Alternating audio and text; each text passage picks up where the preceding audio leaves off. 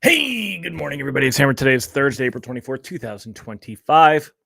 I, of course, am Hammer with Hammer Solutions here with your daily mortgage rate update. The only place on the web where we all get together every morning and talk about what's going on with rates and pricing in the mortgage market.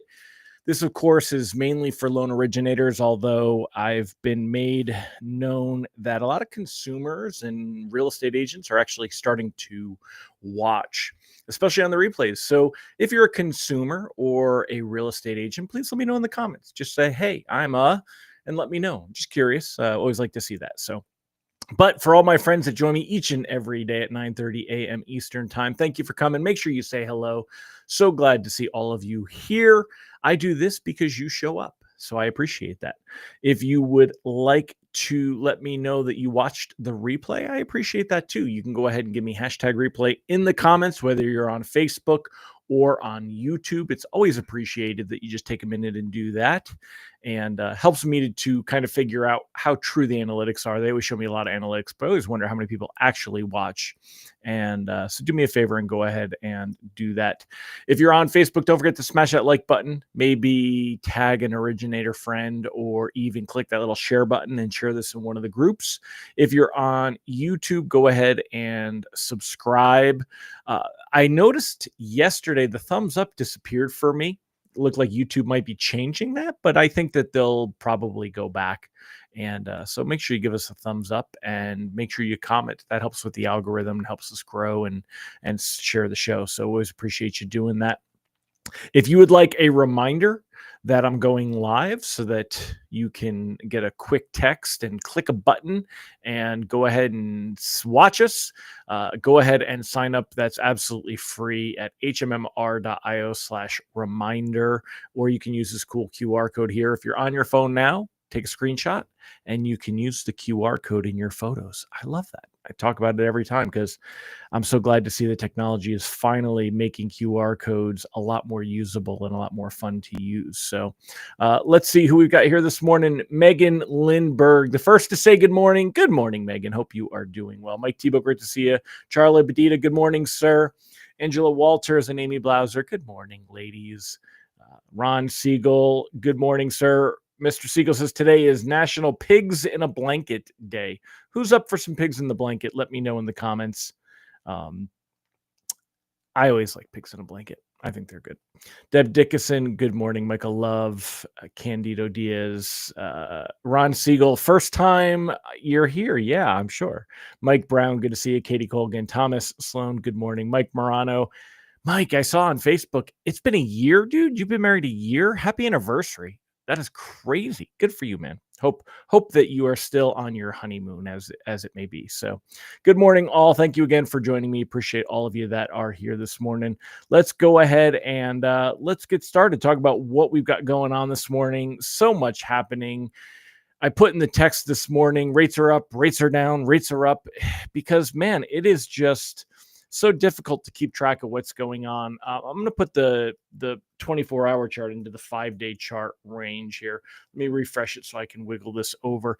Let's kind of look at this together. So what we're looking at is this line chart here. This is mortgage-backed securities. When these lines go down, that's bad for your pricing, bad for rates. It makes rates move higher.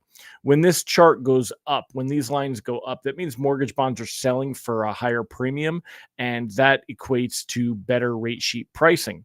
So here we are, the 17th of April. That was last Thursday. And the reason you see this straight line is because the bond market closed at 2 p.m. Eastern time. And that's where it stopped. And then it opened the next morning, Monday morning here. So because we were closed on Friday. So right before the Easter holiday, we saw that bonds were losing ground on Thursday. And if you look here at the Japanese candlesticks, take a look over here. Each one of these candlesticks is a day. And it came to the body, which is the thick part, and there's the top of the body and the bottom of the body. If it's a red body, it means that we started out with mortgage-backed securities pricing higher, and they lost ground and closed through the day. If they're green, we started out lower, and they improved through the day.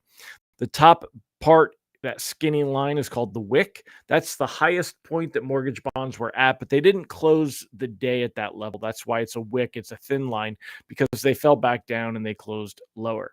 And then the bottom is called the tail, and that is the lowest that mortgage bonds were selling for, and then they came back up and improved on the day. So if we take a look, when we see these mortgage bonds moving in a higher direction, generally green candlesticks, that means that rate sheets improved, rates improved.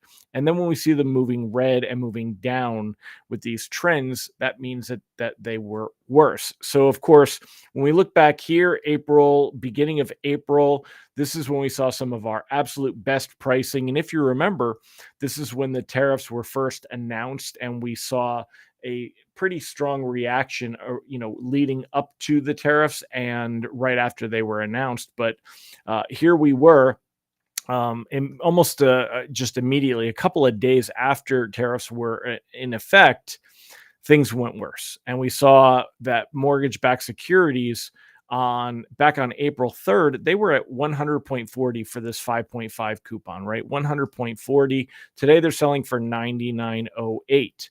What does that actually mean? What is this, right? So what that means is that, let's say the coupon, for simplification, let's say the coupon is $100. All right. Let's say that's par. All right. So if you wanted to buy this mortgage-backed security, let's say it's this cool little polishing block for my nails. Don't my nails look good? People, look at how shiny those nails are. I like good nail care. By the way, there's a question of the day for the ladies. How many of y'all like a man with good nail care? Question of the day for the ladies. I'm gonna write for the ladies. How many of y'all like a man with good nail care? I see. Let me know in the comments. I'm very curious on that because I see guys with like long nails, especially young guys, right? And it's like, cut your damn nails. I like to keep my nails very trim, and of course, I am a white collar wussy boy, and so I don't have calluses on my fingertips anymore like I did when I used to do all the manual labor type work, and I like to keep my nails up.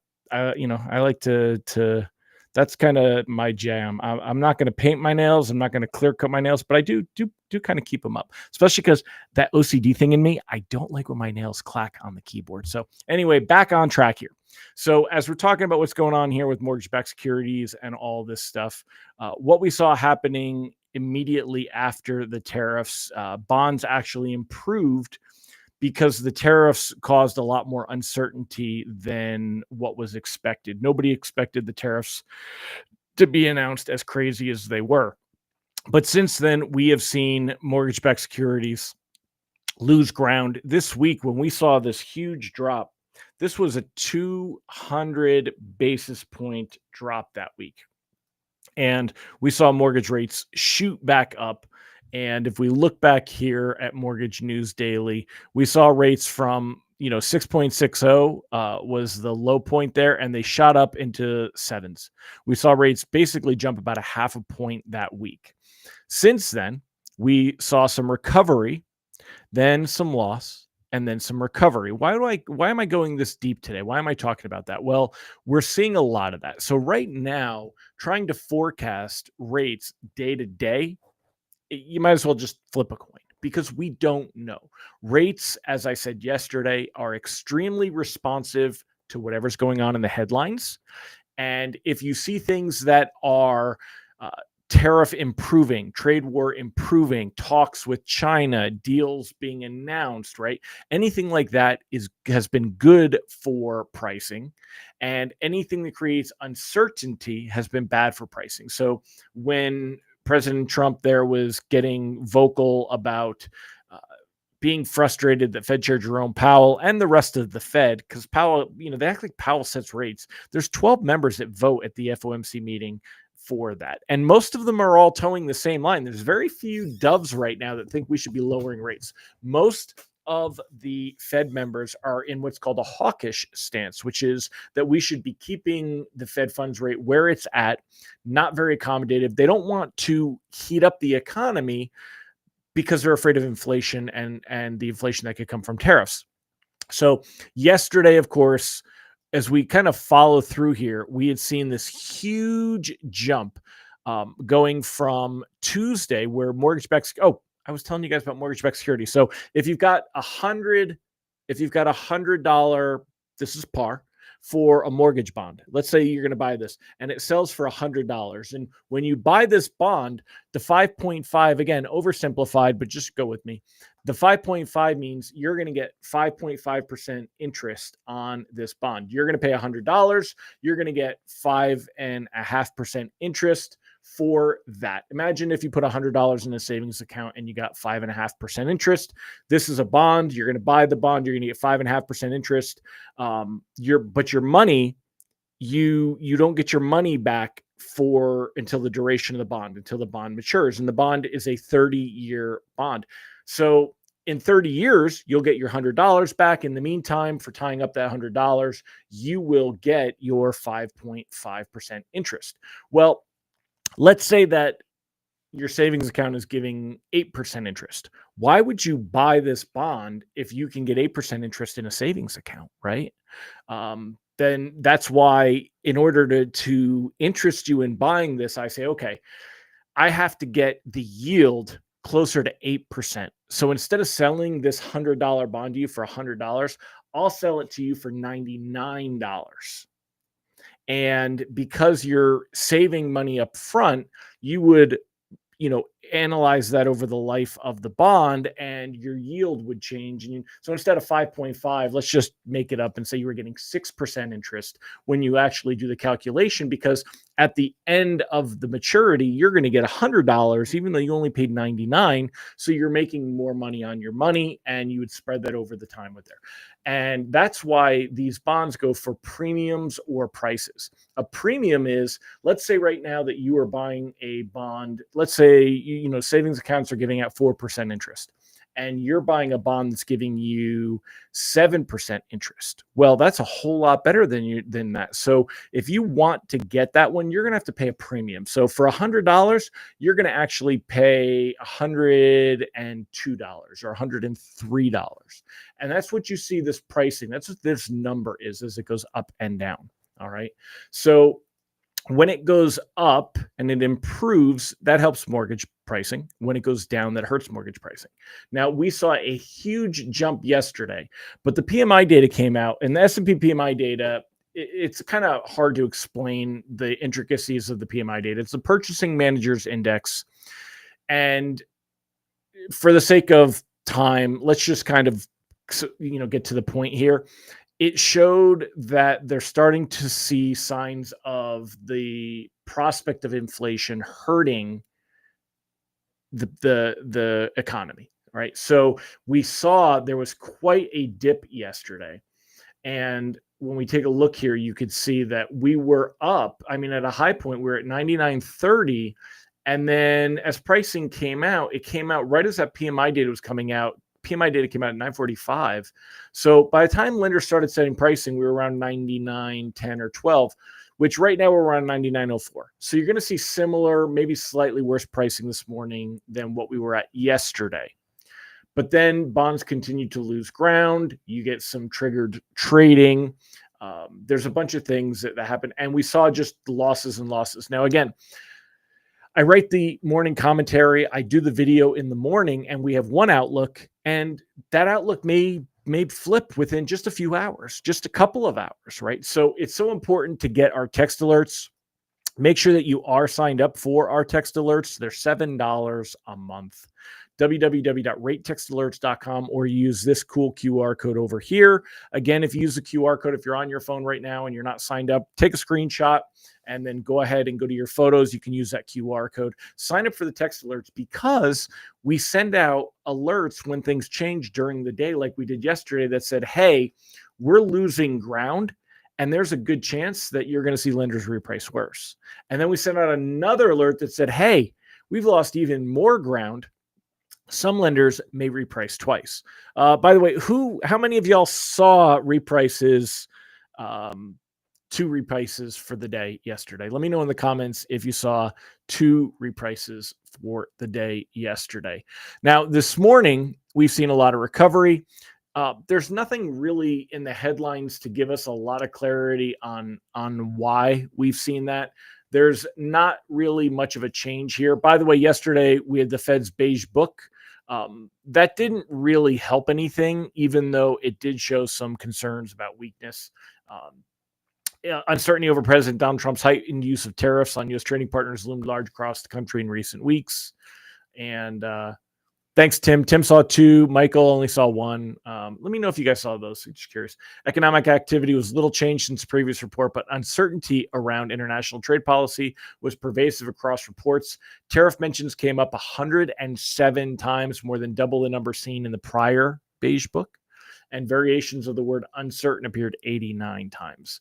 So tariff concerns spike again in Fed's beige book. And that's kind of the thing, is that they're worried about the inflation. So that's why this really wasn't very helpful to bonds yesterday. It showed no signs of economic weakness, and it showed concerns that we could see inflation. Now, again, why is inflation bad for bonds? Why do we always hear about that? Well, if you've got this bond and it's giving you $5.50 for the year, let's say, right? It's $100. You're getting $5.50, and $5.50 can buy this Waterloo, seltzer, right?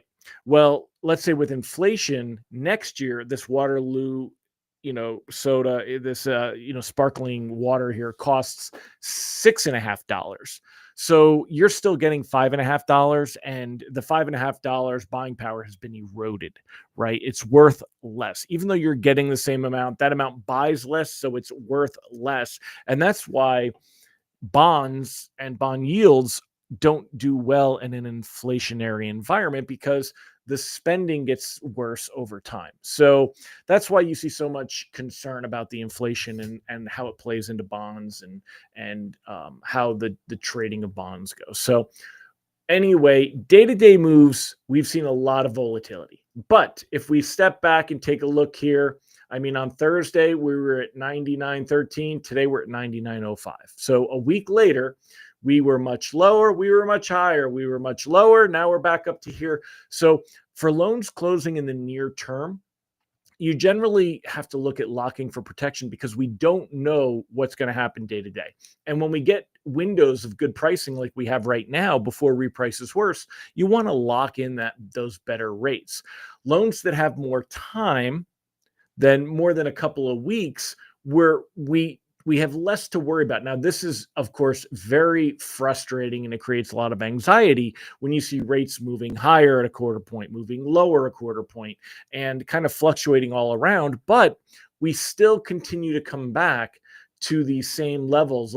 Like today, we would see this improve to, let's call this, 6.85 or 6.8, and here we are back in that same spot here. So we have been, at the beginning of April, other than that absolute best levels immediately after the tariffs, we've been sitting right around the high sixes, and that's where they stay. So if you were pricing loans back on April 7th and you said, should I lock or float, and the loan's closing in 30 days, and you were at 6.82, well, today you're probably at 6.82 again. So you're probably seeing very similar pricing to what we saw that day, or the 8th, and definitely by the 9th, maybe even a little bit better by the 9th. So you would have seen rates get worse, but then they got better again. And then they get worse, and then they get better again. So if you've got loans that have more time until closing, although it's scary, you don't have to lock. And what we're looking for is we're looking for events that are coming in.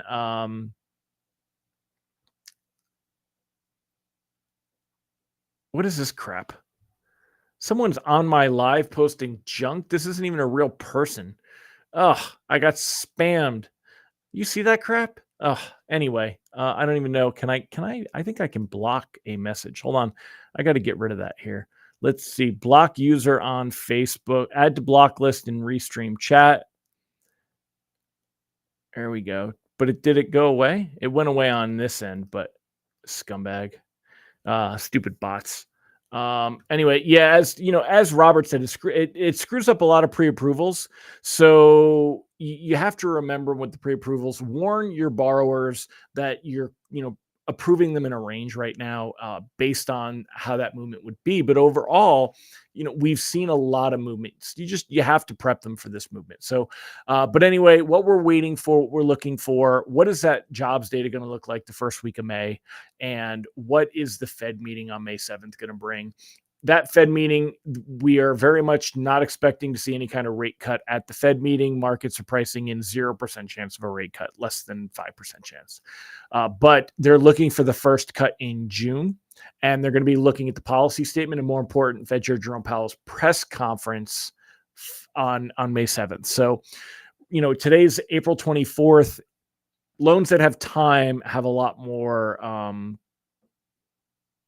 there. Yeah, somebody could have been hacked. You're right, Julie. Thank you.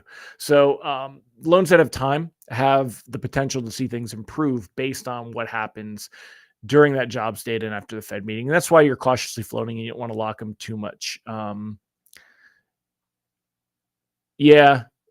Yeah, Ron, you guys it's never really been a problem for me before, so I'm not going to worry about it too much. But anyway, that's where we're at this week, y'all. Let's answer the question of the day for the ladies. They asked, how do you like a man with good nail care? Let's see what you guys replied. Deb Dickinson said, toenails should not be forgotten, otherwise unbothered. Exactly. I'm not getting pedicures, but I cut my nails. A well-manicured man is important, Angela says.